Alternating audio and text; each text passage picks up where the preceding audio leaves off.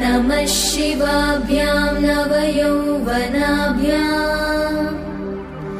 परस्पराश्लिष्टवपुर्धराभ्याम् नगेन्द्रकन्या वृषकेतनाभ्याम् नमो